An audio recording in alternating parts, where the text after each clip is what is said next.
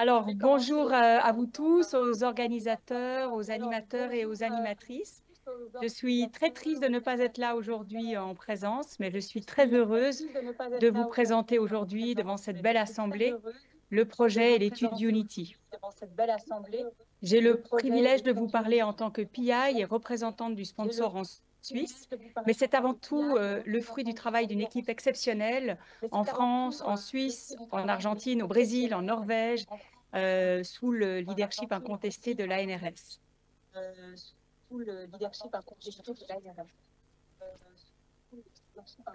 Voici une diapositive qui résume Unity en un clin d'œil.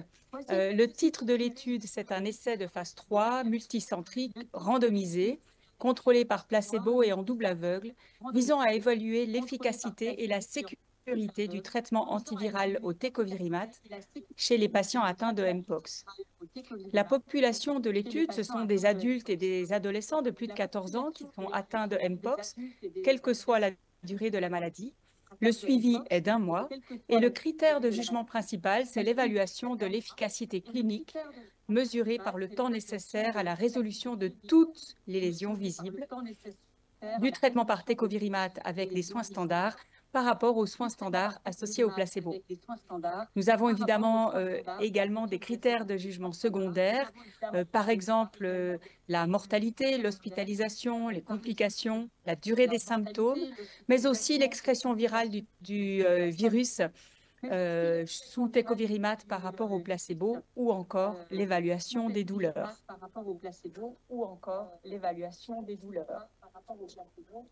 Le tecovirimat a été identifié comme le candidat thérapeutique le plus sûr et le plus avancé pour effectuer ces essais cliniques et rechercher un traitement efficace pour participer au contrôle de l'épidémie Mpox.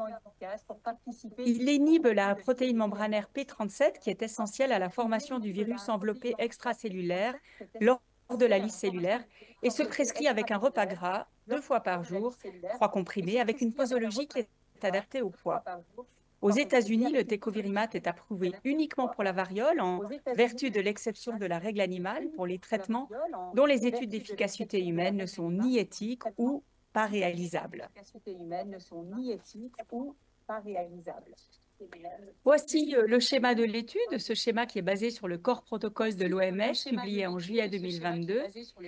Comme je l'ai dit, ce sont des adultes et des adolescents de plus de 14 ans avec des lésions actives qui sont inclus dans cet essai. C'est une randomisation 1 sur 1, soit en tecovirimat 14 jours, soit placebo 14 jours, avec les critères de jugement dont je viens de parler. Nous visons une puissance de 90% pour détecter une augmentation de 1,4 fois de la probabilité de résolution de ces lésions. Et pour cela, 480 participants et participantes sont nécessaires si on compte par exemple 10% de perdu de vue. Il s'agit d'une étude internationale multicentrique dont le sponsor est l'ANRS-MIE et qui se passe dans 3 pays. Il y a 2 sites en Suisse, à Genève et à Zurich, 8 sites dont 6 ouverts au Brésil, dont évidemment Rio de Janeiro, et puis en Argentine, 2 sites ouverts à Buenos Aires, la Fondation USPED et l'hôpital Fernandez. Permettez-moi de revenir un petit peu sur le parcours de cet essai, parce que c'est un long parcours qui date déjà depuis l'été 2022. Le protocole Unity a été créé à partir du protocole CORE de l'OMS et le premier patient a été inclus au Brésil en mars 2023. Il a fallu toutefois une année pour que chaque pays inclue son premier patient jusqu'en novembre 2023 en Argentine. En novembre 2023, il y a eu un événement un peu imprévu, l'inspection des autorités réglementaires suisses, qui ont mené à une modification de la gouvernance de l'essai d'un co-sponsorship vers un sponsor unique de l'INSERM, ANRS et l'IE. Nous reparlerons ensuite des études PALM, évidemment, avec Placide, et des résultats de l'étude STOMP. Et au printemps 2025, nous avons maintenant un protocole version 6.0 avec la prolongation du recrutement jusqu'au maximum en septembre 2025. en septembre 2024. Nous avons pensé que la gouvernance de Unity devait être un cadre international novateur, une gouvernance novatrice et aussi un modèle pour des essais permettant une évaluation rapide des médicaments candidats en cas d'une épidémie. Et je vais maintenant vous parler plus précisément de l'étude Unity et de l'état du recrutement au 31 mars 2025. Alors, au 31 mars 2025, 460 patients étaient inclus dans l'étude, donc 439 avec une PCR documentant et confirmant le diagnostic de Mpox, ce qui évidemment est très important pour cette étude. 97 patients sont inclus dans ce qu'on a appelé le bras open label, c'est-à-dire des patients que l'on pense devoir nécessiter un traitement et nous n'avons pas souhaité les randomiser dans un bras placebo, pour un total de 555 patients aujourd'hui au total dans l'étude. Il est intéressant de voir que la grande majorité du recrutement a lieu au Brésil, on le voit, 439 patients, une petite proportion à Buenos Aires, en Argentine, avec 20 patients, et peu de patients entre Genève et Zurich, en Suisse, avec 10 patients au total. Alexandra, Oui, désolée de t'interrompre. Est-ce que tu n'aurais pas un deuxième micro ouvert, un téléphone et un laptop, par exemple? Alexandra, apparemment, tu as le Zoom et le plateforme ouvert, les deux. Il faut que tu fasses que le Zoom. j'ai le plateforme ouvert. Ah oui, alors attendez, il faut que je me ferme quelque part. Effectivement. Voilà, parce que c'est la Je suis raison désolé de pour l'écho. t'embêter, mais... Non, non, vous avez bien raison. Désolé de t'embêter, mais... Voilà, Le c'est live, peut-être... c'était ouvert. Alors, vas-y maintenant. Voilà. Je réessaye, ça va là? C'est beaucoup mieux, merci. Ah ben, je suis absolument désolée si c'était que ça. Voilà, Comme on quoi, te alors- rajoute 45 secondes de plus. Merci de Ah, c'est continuer. gentil, merci. Alors, l'état du recrutement, je vous en ai parlé. C'est évidemment beaucoup plus confortable sans l'écho. 439 patients aujourd'hui ont une PCR documentant l'infection Mpox avec un recrutement majoritaire au Brésil et faible dans les deux autres pays, à Buenos Aires et à Genève et à Zurich, notamment parce qu'on est arrivé un peu tard lors de l'inclusion du premier patient par rapport à l'épidémie européenne, notamment en Suisse, avec le premier patient qui a été inclus le 8 septembre à Genève. J'ai montré ici la dynamique un peu du recrutement, parce qu'évidemment, le recrutement dans une épidémie comme Mpox ne peut pas être linéaire. Et en fait, ce qui s'est passé ici, c'est qu'on voit bien les pics de recrutement qui ont eu lieu à la faveur certes d'augmentation du nombre de cas. Et en fait, le recrutement dans l'étude augmente selon le nombre de cas, comme c'est tout à fait plausible. Et vous voyez ici en brun la courbe du recrutement total et en violet la courbe des patients qui sont randomisés. Je vous montre ici la démographie des personnes qui ont été à ce jour incluses dans l'étude et je remercie nos collègues de Norvège et de Paris de nous avoir donné ces chiffres avec une rapidité tout à fait exemplaire. On a donc ici, au 20 mars, 445 patients qui ont été inclus dans cette petite analyse des caractéristiques de base. On remarque de manière non surprenante que 98,9% des patients inclus sont des hommes. 95% des patients proviennent du Brésil, avec une petite minorité des autres pays participants à l'étude. 48,5% des personnes vivent avec le VIH. 7,6% ont une immunosuppression importante avec des CD4 inférieurs à 200 par millimètre cube et ont malgré tout été inclus dans les bras de randomisation. Et une certaine proportion de patients ont des CD4 en 200 et 500 par millimètre cube, 16%, dans ces caractéristiques baseline en date du 20 mars. Alors, dans quel environnement s'inscrit finalement l'essai Unity? Je terminerai ma présentation avec ça. Il me semble important de dire qu'aujourd'hui, l'essai Unity recrute encore, puisque la fin du recrutement peut aller jusqu'en septembre 2025. J'espère qu'on n'aura pas besoin d'aller jusqu'en septembre 2025, puisqu'on a aujourd'hui 460 patients randomisés pour un sample size estimé à 480. On a toutefois des études qui ont déjà été stoppées et qui testaient aussi le Tecovirimat, l'essai Platinum, stoppé en décembre passé, l'essai Platinum UK, aussi terminé, l'essai STOMP, qui a été terminé sur demande du DSMB et présenté à la CROI récemment, l'essai PALM 007 dont nous allons parler. Il reste également l'essai Epoxy qui est encore en cours et l'essai MOSA qui a pour l'instant 13 patients, mais randomisés non pas avec du tecovirimat, mais avec du brincidofovir. Il y a 3 gros essais actuellement qui ont comparé ou comparent encore le tecovirimat avec du placebo. L'essai Unity est encore en cours, 460 patients randomisés. L'essai STOMP a été interrompu, 336 patients et présenté à la CROI le mois passé. Et l'essai PALM 007 a terminé ses inclusions et nous allons avoir le plaisir d'entendre Placide Mbala qui va nous en parler. Je ne vais donc pas aller de l'avant sur ces essais, mais par contre, vous montrer ce à quoi nous avons dû faire face. Donc en août 2024, le communiqué de presse de PALM 007 qui dit que le tecovirimat est certes sécure, mais qu'il n'améliore pas la résolution des lésions en République démocratique du Congo chez des patients atteints de Mpox. En décembre 2024, alors là c'est l'essai du NIH, l'essai STOMP qui dit la même chose, c'est-à-dire l'essai est sûr, mais n'améliore pas la résolution des lésions ni la douleur. Donc en fait, les deux essais majeurs, un sur la souche 1, un sur la souche 2, ne montrent pas d'effet du tecovirimat. Alors, comment se positionner après la divulgation de ces résultats? On peut décider d'arrêter l'étude Unity. On peut décider de grouper les études pour gagner en puissance et en temps. Est-ce qu'on peut également décider de modifier les molécules, d'augmenter leur dose, de combiner aussi des molécules, par exemple en open label, dans les garder dans le bras ouvert, ou en intensifiant l'exposition au tecovirimat en augmentant la dose? Alors, qu'est-ce que Unity a décidé de faire?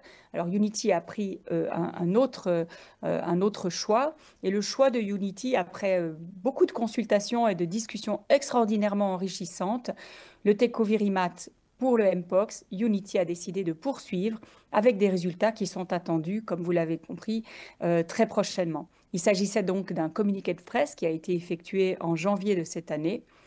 Et la raison pour laquelle nous avons décidé de poursuivre, malgré l'arrêt anticipé des 2 essais entre guillemets concurrents, l'essai STOMP et l'essai PALM 007.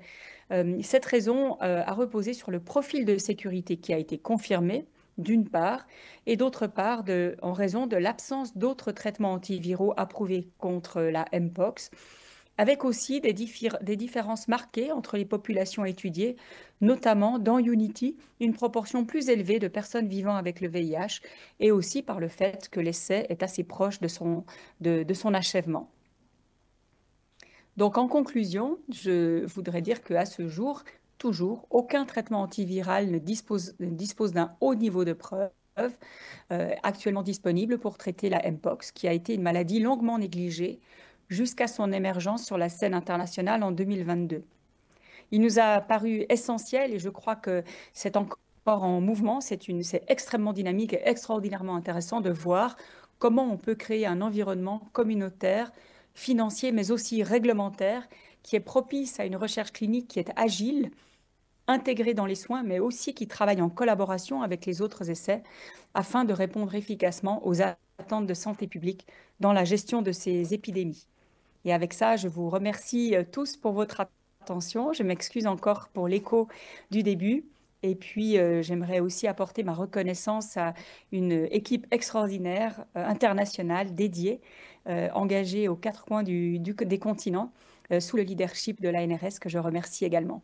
Merci beaucoup et pour votre attention. Je réponds à vos questions. Merci Alexandra. Votre binôme avait 20 minutes pour faire les 2 présentations. Donc, Placide, il vous reste 12 minutes. Vous avez la parole. Merci. Je vais aller un peu rapidement. Je pense que Camille a déjà présenté un peu les résultats. C'est juste pour montrer qu'avec le PALM 007, nous avons commencé en 2021. Nous avons commencé en 2021 parce qu'au fait, il n'y avait pas de traitement sur le Mpox. Et en ce moment, les seules données que nous avions, c'était les données sur la caractérisation clinique du Mpox que nous avons réalisé avec l'USAMRIID entre 2008 et 2011. Donc, on s'est dit qu'on pouvait utiliser ces données pour voir s'il était possible de pouvoir trouver des points d'évaluation du traitement Mpox. Et là, nous avons eu cette réunion en 2021 avec des collègues d'Alima, NIH et aussi d'autres collègues des autres universités. Et donc, c'est aussi pour mentionner que c'est ce protocole que nous avons mis en place qui a servi de protocole de base pour le corps protocole de l'OMS. Donc, et c'est en 2022, octobre 2022, que nous avons démarré notre étude. Et nous avons, c'est une étude randomisée, soit avec tecovirimat ou placebo. Et on a inclus les patients qui avaient au moins une lésion avec un poids supérieur à 3 kg et une hémoglobine supérieure à 7 grammes par décilitre. Et on stratifiait les cas en fonction de la durée du début des symptômes. Et tous les cas étaient hospitalisés pendant 14 jours. On donnait un supplément en nutrition parce qu'il fallait normalement faciliter également l'absorption du médicament. Et on suivait également l'évolution virale du virus dans certains échantillons comme le sang, les écouvillons oropharyngés, les lésions. On a également fait la pharmacocinétique dans des conditions vraiment de terrain et puis aussi les échantillons qui ont été stockés, on va utiliser pour faire le séquençage et le critère primaire d'évaluation, c'est essentiellement la résolution des lésions, donc avoir des croûtes ou des lésions desquamées. Bon, il y avait des hypothèses statistiques pour voir si effectivement le tecovirimat pouvait réduire le temps de la résolution de lésions. Est-ce qu'il y avait une différence pour les participants, par exemple, qui pouvaient arriver beaucoup plus tôt ou beaucoup plus tard? Est-ce qu'il y avait un effet sur l'évolution de la charge virale sur les différents échantillons? Et aussi, est-ce qu'il y avait un effet sur les différents sous-groupes, c'est-à-dire sur base de la sévérité, les différents sites d'études, l'âge et les débuts de symptômes? On a eu 2 sites, un site à Kolé, dans le Sankuru, qui est vraiment un site endémique de Mpox.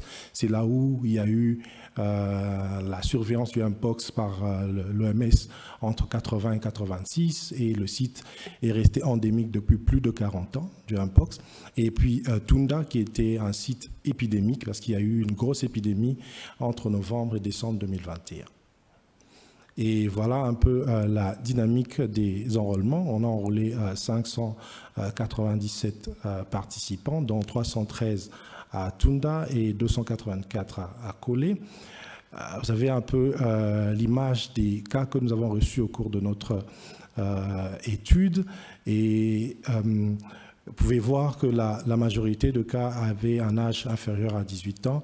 Et la moyenne des lésions a été beaucoup plus importante lorsqu'on compare avec les cas qui ont été enrôlés dans les études avec la souche 2. Et aussi, nous avons eu très peu de cas avec IH et il y a eu des cas de grossesse que nous avons suivis et qui ont également perdu leur grossesse. Nous avons également vu que la positivité était beaucoup plus importante dans les lésions, les écouvillons oropharyngés que dans le sang.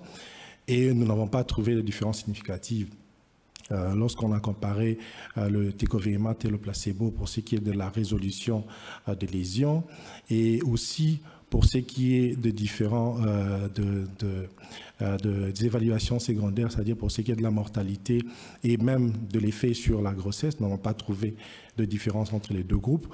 On a trouvé par contre un effet dans un site à Kolé, c'est-à-dire qu'il y avait un petit effet sur le traitement à Kolé et non à Tunda. Pourquoi? On ne sait pas exactement. Est-ce que c'est parce que les participants de Kolé avaient beaucoup plus de lésions, que la virémie était beaucoup plus élevée?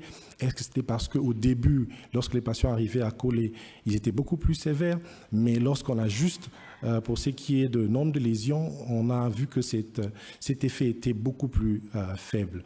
Alors, la question, c'était est-ce que la différence est au niveau de l'hôte ou au niveau, par exemple, des variants de virus? Et bon, on ne sait pas exactement, mais on a essayé également de faire un peu de la pharmacocinétique pour voir s'il n'y avait pas un effet, étant donné que voilà, il fallait une certaine quantité de protéines pour pouvoir permettre l'absorption du médicament et que nous sommes basés sur la nutrition locale. Est-ce qu'il n'y avait pas un effet sur l'absorption du médicament ou qui pouvait également avoir un effet sur l'effet du traitement? Et là, nous avons pris un groupe de participants chez qui nous avons pu faire des prélèvements avant et après la prise de médicaments dans les 2 sites. Et là, nous avons vu que la moyenne de la concentration du médicament chez les participants de Tounda était beaucoup plus élevée qu'à Kolé. Mais quand vous regardez la diapositive avant, bah, les faits étaient les faits étaient un peu plus importants à Kolé qu'à Tounda. Donc on ne sait pas expliquer pour quelles raisons.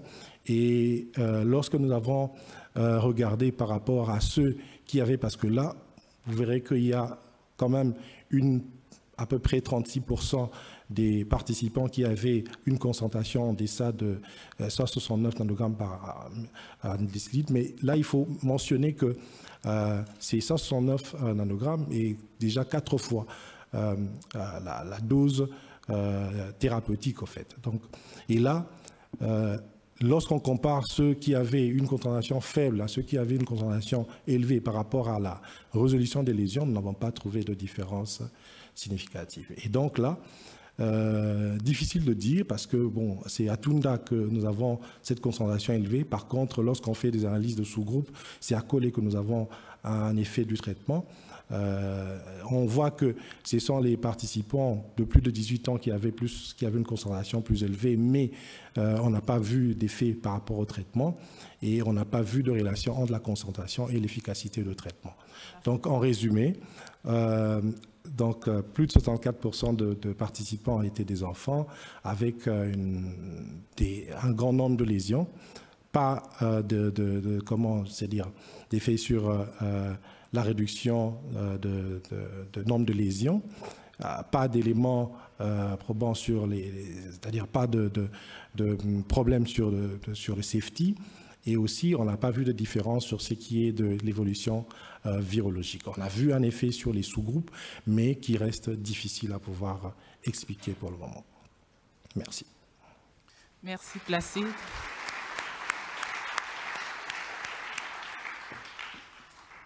Donc, nous avons pour ces 2 essais une molécule qui est bien tolérée, mais il y a différentes équipes de recherche qui ont porté sur différentes populations et différents sites qui s'accordent pour indiquer qu'il y a une absence d'efficacité du traitement.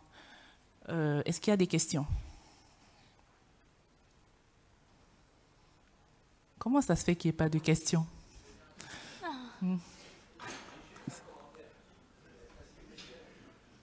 Monsieur Mbala était, comment on va dire, modeste, mais le papier est en proof dans New England. Il a reçu les proofs déjà, donc je ne sais pas comment ça va apparaître, mercredi prochain. Oui, la semaine prochaine. Et voilà, donc ça, c'est important, je pense qu'il faut l'applaudir. Et surtout, je pense que c'est une étude, il n'a pas montré toutes les images, hein, mais c'était une étude extrêmement difficile à faire. Et il nous a montré une fois toutes les images de tout ce qu'ils ont fait. Et c'est une étude importante parce que quand même, c'est une molécule qu'on a utilisée pendant 3 ans en pensant tous que c'est très efficace. Et ça montre l'importance des essais cliniques aussi et de ne pas penser que les études marchent alors que ça ne marche pas.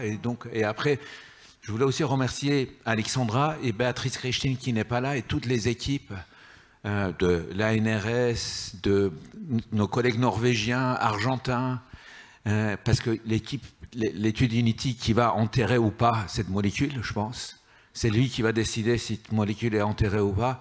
C'était une étude vraiment très importante et les remercier tous, mais tout est parti d'une idée de M. Muyembe avant ces histoires de Mpox, avant 2022. Hein, M. Muyembe a dit il faut faire quelque chose sur le Mpox. Donc aussi le remercier et merci Placide.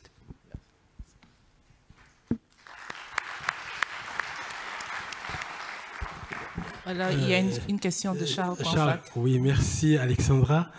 Je n'ai pas bien compris parce que vous avez dit il y a 2 études qui ont montré que ça ne marchait pas. Les résultats préliminaires marchent, qu'il n'y a pas d'efficacité, mais vous avez décidé quand même de continuer et voire même d'augmenter la dose. Je n'arrive pas encore à bien comprendre parce qu'on est confronté à ce genre de situation. Merci. Je peux répondre, vous m'entendez? Oui. Oui. Donc, effectivement, Charles, on a décidé de poursuivre l'étude pour plusieurs raisons. D'abord, il faut quand même dire, c'est une molécule qui n'a pas montré d'effet indésirable sévère, et ça, c'était quand même important dans la balance de la décision. Dans la deuxième balance, c'est qu'on n'avait pas grand-chose d'autre à proposer, et on n'a pas augmenté la dose, hein. J'ai dit simplement que ça faisait partie des options qu'on s'était mises, est-ce qu'on pouvait augmenter la dose, et finalement on ne l'a pas fait. Et d'ailleurs, le professeur Mbala a bien montré qu'il n'y avait pas vraiment de relation dose-efficacité dans l'étude PALM 007. Donc la décision en fait qu'on a prise de continuer l'étude reposait sur le fait que la population d'études dans Unity était différente de la population et de STOMP et de PALM 007 d'une part, et qu'il était donc important de poursuivre l'étude pour avoir vraiment des populations les plus diverses avant, comme disait Yazdan, d'enterrer ou pas une molécule. Et je crois aussi que le fait qu'on arrive vraiment au bout de cette étude maintenant était vraiment important aussi dans notre décision. On aura accès aussi à des endpoints secondaires de mortalité, d'hospitalisation que l'on n'aurait pas si on arrêtait de manière prématurée l'étude. Donc voilà ce qui nous a poussé, Charles, à poursuivre cette étude. Mais je dois dire que ça ne s'est pas fait comme ça d'un claquement de doigts. On a eu des discussions avec le DSMB, le conseil scientifique, les PI, évidemment Yazdan qui a mené cette discussion. Et c'était une discussion très importante et très intéressante. Mais on aura bientôt la réponse, Charles, dans quelques semaines, je pense, on aura terminé le recrutement. Est-ce qu'il y a une autre question? C'est plutôt un commentaire, c'est Carmen Pérez Casas de United. Et je vais féliciter, bien sûr, pour les essais, parce qu'encore, comme vous le savez bien, il n'y a pas vraiment de recherche sur cette maladie qui est endémique et qui date depuis longtemps. Et les pipelines continuent à être presque vides. Donc, c'est très, très bien de vraiment d'annoncer, de partager les résultats et d'annoncer pour pouvoir faire cet appel qu'il nous manque des candidats qui peuvent passer à la phase clinique. Il y a quelques-uns, aussi des small molecules, des anticorps, mais il reste encore beaucoup d'attention à faire à cette maladie pour laquelle on n'a pas ni de médicaments ni de diagnostic encore évalués pour rapid test qui puissent nous permettre de faire des tests en treat qui sera vraiment la mesure plus efficace en santé publique. Donc, il faut continuer la recherche, absolument. Merci. Merci. J'avais une toute petite question pour Alexandra. Je suis curieuse de savoir comment vous vous êtes retrouvée avec presque 50% de personnes qui vivent avec le VIH dans votre échantillon. Oui, bon, Mireille, je crois que sur le plan mondial, l'OMS avait publié des chiffres comme quoi près de 50% des personnes qui avaient Mpox dans le monde vivaient avec le VIH. Donc je pense qu'on reflète une réalité, mais une réalité de la souche 2B. C'est évidemment pas la même réalité de l'étude qu'a montré le professeur Mbala PALM 007. Et c'est d'ailleurs la réalité qu'on a vraiment eu. Les premiers cas qu'on a vus en Europe, c'était dans les consultations VIH, soit les consultations des patients qui vivent avec le VIH, soit les consultations PrEP. Donc c'est vraiment ces réseaux sexuels denses qui ont été à l'origine, en tout cas dans la transmission intense de du Mpox en Europe dans la souche 2B. Bonjour, une question pour Alexandra. Aliou Baldé, épidémiologiste dans un des CMG de l'ANRS. C'était quoi les différences entre les patients randomisés et les patients open label? Oui, c'est une bonne question. Je m'excuse, je n'ai pas eu le temps de vous présenter beaucoup le bras open label. Dans le bras open label, on a mis des patients. Mireille, tu dis non? Non. Ah non, c'est pas dirigé vers toi. C'est pas pour moi. Dans le bras open label, on a mis des patients qui avaient une forme sévère de la maladie ou dont on pensait que l'évolution pouvait être grave parce qu'ils étaient immunosupprimés, donc des patients qui avaient une infection VIH avancée ou par exemple des femmes enceintes. Bon, ça, on n'en a pas eu. Mais donc l'idée, c'était vraiment les patients pour lesquels un traitement semblait nécessaire. Alors évidemment, on avait l'hypothèse que le tecovirimat était efficace. On a toujours cette hypothèse. Le bras open label existe toujours. Et donc, l'idée était d'inclure des patients pour lesquels le cours de la maladie pouvait être sévère ou était sévère. Et on ne voulait pas les mettre sous un bras placebo. C'est la raison vraiment de l'open label. Bon, mais merci beaucoup à les deux. C'était très intéressant pour moi aussi parce qu'en Roumanie, on avait seulement des cas de VIH, de Mpox, et ça, c'est tout. Nous avons 3 questions en ligne, mais nous avons déjà répondu à ça. Et la question qu'il y a d'autres molécules d'études, c'est la question pourquoi nous sommes ici dans ce moment. Alors, je vous remercie. Merci beaucoup. Merci beaucoup.